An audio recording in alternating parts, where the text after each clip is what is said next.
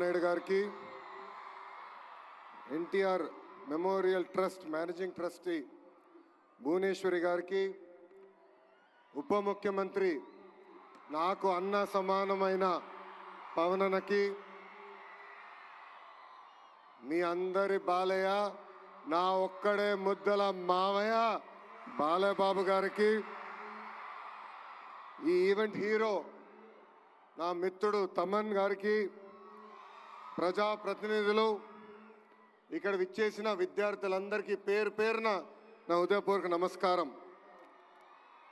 Thalassaemia బాధ్యతల సాయం కోసం చేపట్టిన ఈ కార్యక్రమానికి అనేక మంది దాతలు రూపాయి నుంచి లక్షల్లో సహాయం చేసినందుకు మీ అందరికీ మేము రుణపడి ఉంటాం. ఎన్టీఆర్ ట్రస్ట్ అంటే చిరునవ్వు, ఎన్టీఆర్ ట్రస్ట్ అంటే ఒక భరోసా, ఎన్టీఆర్ ట్రస్ట్ అంటే ఒక నమ్మకం. విశ్వవిఖ్యాత నర సార్వభౌమ స్వర్గీయ శ్రీ నందమూరి తారక రామారావు గారి స్ఫూర్తితో, చంద్రబాబు నాయుడు గారి ఆలోచనతో, భువనేశ్వరి గారి ఆచరణతో ఈరోజు ఎన్టీఆర్ ట్రస్ట్ నడుస్తుంది. 1995లో ఒక అడుగుతో మొదలైన ఎన్టీఆర్ ట్రస్ట్ అహర్నిశలు తెలుగు ప్రజలు ఎక్కడున్నా వాళ్ళకి అండగా నిలబడింది. విద్య, వైద్యం, స్వయం ఉపాధి, అదేవిధంగా ప్రకృతి వైపరీత్యాలు వచ్చినప్పుడు తెలుగు ప్రజలకి అండగా నిలబడింది ఎన్టీఆర్ ట్రస్ట్. స్త్రీ శక్తి పేరుతో వేలాది మహిళలు కూడా స్వయం ఉపాధి అందిస్తుంది ఈ ఎన్టీఆర్ ట్రస్ట్. ఇక్కడున్న మీ అందరు తెలుసు, 226 రోజులు 3132 కిలోమీటర్లు నేను పాదయాత్ర చేశా. ఆ యువగలం పాదయాత్రలో అడుగడుగున ఎన్టీఆర్ ట్రస్ట్ చేసిన కార్యక్రమాలు కానివ్వండి, లేదంటే ఎన్టీఆర్ ట్రస్ట్ వల్ల బాగుపడిన పిల్లలు నన్ను స్వయంగా కలిశారు. దాంట్లో మీకు కొన్ని ఉదాహరణలు నేను ఇవ్వాలి. అనంతపూర్ జిల్లాలో శ్రావణి అని ఒక చెల్లి నన్ను కలిసింది. మధ్యాహ్నం లంచ్ కోసం బ్రేక్ అయినప్పుడు ఆమె వచ్చి నన్ను కలిసి ఆమె బాధ నాకు వ్యక్తం చేసింది. చిన్న వయసులో నాకు అవగాహన ఉన్నంత వరకు 2005, 2006లో వాళ్ళ తండ్రి తగరగుంట ప్రభాకర్ గారు పిల్లలందరూ, అంటే ఆయనకి దాదాపు 6 పిల్లలుంటే వాళ్ళందరినీ ఒక సలూన్కి తీసుకెళ్ళి హెయిర్ కట్ అయిన తర్వాత తిరిగి ఇంటికి వెళ్తుంటే ఆనాటి పాలకులు ఈ చిన్నారు ముందల ఆ ప్రభాకర్ని చంపేస్తాం జరిగింది. మా చెల్లమ్మ శ్రావణి ముందల ఆ ప్రభాకర్ని చంపేస్తాం జరిగింది.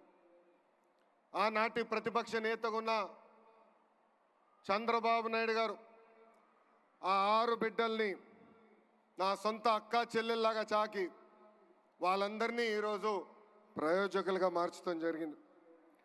శ్రావణితో పాటు ఆమెకున్న అక్కలు కానీ అన్నలు ఈరోజు బెంగళూరులో కానీ, హైదరాబాద్లో కానీ, చెన్నైలో కానీ ఐటీ రంగంలో అద్భుతంగా ముందరికెళ్తున్నారు. అదేవిధంగా అదే అనంతపూర్ జిల్లాలో మౌనికాని కూడా కలిసా. మౌనిక తండ్రి శ్రీనివాస్ గౌడ్ని కూడా ఫ్యాక్షన్ దాడిలో చంపేస్తే మౌనికాని ఆమె చెల్లి నాగమణిని కూడా చదివించింది గౌరవనీయులు చంద్రబాబు నాయుడు గారు. నాకు ఇప్పుడు కూడా బాగా గుర్తు, ఇంట్లో ఎప్పుడు ఎన్టీఆర్ ట్రస్ట్ గురించి ఆయన మాట్లాడేవారు, స్కూల్ గురించి మాట్లాడేవారు. ప్రత్యేకంగా ఆయన మేనేజింగ్ ట్రస్టీగా ఉన్నప్పుడు స్కూల్కి వెళ్ళి పిల్లలకి కౌన్సిలింగ్ ఇచ్చేవారు. నేను అడిగేవాడిని, నాకు మీరు అంత సమయం ఇవ్వట్లేదు కానీ అక్కడున్న పిల్లలకి అంత సమయం ఎందుకు ఇస్తున్నారని. అప్పుడైనా ఒక మాట చెప్పారు, ఫ్యాక్షన్లో ఎవరన్నా చనిపోతే కుటుంబ సభ్యులందరూ ఒక ప్రతిజ్ఞ తీసుకుంటారు, చంపినోళ్ళని తిరిగి చంపాలని. దానికి నేను ఫుల్ స్టాప్ పెట్టాలనుకున్నాను, అందుకే ఆ పిల్లలకి నేను స్వయంగా కౌన్సిలింగ్ ఇస్తున్నానని చెప్పిన వ్యక్తి చంద్రబాబు నాయుడు గారు. ఇంతేకాదు ఇప్పుడు కూడా నాకు బాగా గుర్తు 2013లో బ్రహ్మణి గ్రాడ్యుయేషన్కి మేము అందరం వెళ్ళాం. అమెరికాకి వెళ్ళి తిరిగి వచ్చే సమయంలో మేము న్యూస్లో చూసాం ఉత్తరాఖండ్లో వరదలు బాగా వచ్చినాయి, అక్కడికి వెళ్ళిన ప్రయాణికులందరూ చిక్కుపోయారని. ఇక్కడ చాలామందికి తెలుసు అమెరికా నుంచి వచ్చినప్పుడు జెట్ లాగ్ అనేది ఉంటుందని. పొద్దున 3ంటికి వచ్చాం, నేను హాయిగలి పడుకున్నా. మధ్యాహ్నం లేచి బయటకు వచ్చి అమ్మని అడిగా, నాన్నగారు ఎక్కడున్నారంటే ఇప్పుడే ఢిల్లీకి వెళ్ళారు, ఉత్తరాఖండ్లో ఏం జరుగుతుందో తెలుసుకుందామని బయలుదేరారని. అక్కడ బయలుదేరిన వ్యక్తి ఢిల్లీ నుంచి ఉత్తరాఖండ్కి వెళ్ళి ఏకంగా 510 మంది తెలుగులు అక్కడ చిక్కుకుంటే ప్రత్యేక విమానం వేసి వాళ్ళని హైదరాబాద్కి తీసుకొచ్చారు. అంతేకాదు మాకు చెప్పారు, హైదరాబాద్లో మీరు రిసీవ్ చేసుకోండి, వాళ్ళకి ప్రత్యేక వాహనాలు బస్సులు ఏర్పాటు చేయండి, తిరిగి వాళ్ళ ఇంటికి చేర్చే బాధ్యత మీరు తీసుకోండి అని చెప్పిన వ్యక్తి గౌరవ చంద్రబాబు నాయుడు గారు. ఇవన్నీ మీకు ఎందుకు చెప్తున్నానంటే, ఒక మంచి పని చేయాలంటే మంచి మనసు ఉండాలి. సమాజంలో ఒక మార్పు తీసుకురావాలంటే ఒక సంకల్పం ఉండాలి. అదే సంకల్పంతో అన్న ఎన్టీఆర్ పేరుతో ట్రస్ట్ ఏర్పాటు చేశారు చంద్రబాబు నాయుడు గారు. ఉత్తరాఖండ్ వరదలేమి, హుదూద్ సైక్లోన్ ఏమి, తిట్లి కానీ, మొన్న జరిగిన విజయవాడ ఫ్లడ్లు కానివ్వండి, పెద్ద ఎత్తున ఆదుకుంది ఎన్టీఆర్ ట్రస్ట్. అంతేకాదు కోవిడ్ అప్పుడు అన్నమయ్య డ్యామ్ గేట్లు కొట్టుకుపోతే ఆనాటి ప్రభుత్వం స్పందించబోయినా 48 కుటుంబాలకి ఆర్థిక సహాయం చేసి అండగా నిలబడింది ఎన్టీఆర్ ట్రస్ట్. ఇంతేకాదు కోవిడ్ వచ్చినప్పుడు మాస్కులు, మందులు, ఆక్సిజన్ కాన్సన్ట్రేటర్లు కూడా అందించింది మన ఎన్టీఆర్ ట్రస్ట్. గత 28 సంవత్సరాలుగా అనేక కార్యక్రమాలు చేసింది ఎన్టీఆర్ ట్రస్ట్. ఒక ట్రస్టీగా నేను కూడా దాదాపు 5 సంవత్సరాలు ఎన్టీఆర్ ట్రస్ట్ కోసం సేవలు అందించాను.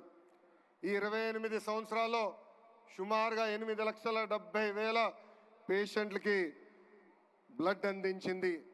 ఇంతేకాకుండా 100 పిల్లలు తలసీమతో బాధపడుతుంటే ఆదుకుంది ఎన్టీఆర్ ట్రస్ట్. ఇంకో పక్కన 13,000 హెల్త్ క్యాంపులు ఏర్పాటు చేసి దాదాపు 23 కోట్ల రూపాయలు ఖర్చు పెట్టి ఉచితంగా మందులు కూడా అందించింది ఈ ఎన్టీఆర్ ట్రస్ట్. ఇప్పుడు కూడా ఎన్టీఆర్ సంజీవిని పేరుతో ఆరోగ్య కేంద్రాలు కూడా నడిపిస్తుంది. ఇక్కడున్న చిన్నారులు కూడా ఉన్నారు. 2020 మంది చిన్నారులు ఎవరైతే తల్లిదండ్రులు కోల్పోయారో సొంత బిడ్డలుగా ఆదుకుని వాళ్ళ కష్ట సుఖాలు తెలుసుకొని కేవలం 10వ తరగతి వరకు కాదు, ఇంటర్, హైయర్ ఎడ్యుకేషన్ మొత్తం చదివించి వాళ్ళ జీవితాలు కూడా సెటిల్ చేసింది ఎన్టీఆర్ ట్రస్ట్. ఇంకా మా తల్లి నాయకత్వంలో దాదాపు 7,531 మహిళలకి స్త్రీ శక్తి పేరుతో కూడా స్వయం ఉపాధి అందించింది ఎన్టీఆర్ ట్రస్ట్. నాకు స్పీచ్ చాలా ఉంది, కానీ దేవాంశ్ ఇప్పుడే చెప్పాడు 5 నిమిషాల కన్నా ఎక్కువ మాట్లాడొద్దని. ఇక్కడ అందరూ వచ్చారు, మ్యూజికల్ షో చూసేదానికి వచ్చారని చెప్తాం జరిగింది. ఇప్పుడే ముద్దుల మామయ్య, బాలమామయ్య చెప్పినట్లు ఒక పక్కన బస్వ తారకం, ఇంకో పక్కన ఎన్టీఆర్ ట్రస్ట్ చాలా అద్భుతంగా తెలుగు ప్రజల కోసం అహర్నిశలు సేవ చేస్తున్నారు. ఇంత అద్భుతమైన అవకాశం, ఇంత చక్కటైన అవకాశం ఆంధ్ర రాష్ట్ర ప్రజలు మా కుటుంబానికి ఇచ్చినందుకు జీవితాంతం మేము రుణపడి ఉంటాం. ఇంతేకాదు రాబోయే రోజుల్లో ఎన్టీఆర్ ట్రస్ట్ మా తల్లి భువనేశ్వరి నాయకత్వంలో పెద్ద ఎత్తున బ్లడ్ బ్యాంకులు కూడా ఏర్పాటు చేస్తాం. నేను అహర్నిశలు వాళ్ళు చెప్తున్నా, బ్లడ్ రీసెర్చ్ ఇన్స్టిట్యూట్ కూడా ఏర్పాటు చేస్తాం.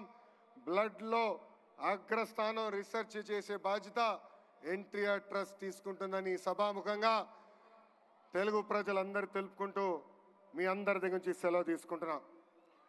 జోహార్ అన్న ఎన్టీఆర్, జోహార్ అన్న ఎన్టీఆర్. జై హింద్, జై హింద్. అందరికీ నమస్కారం.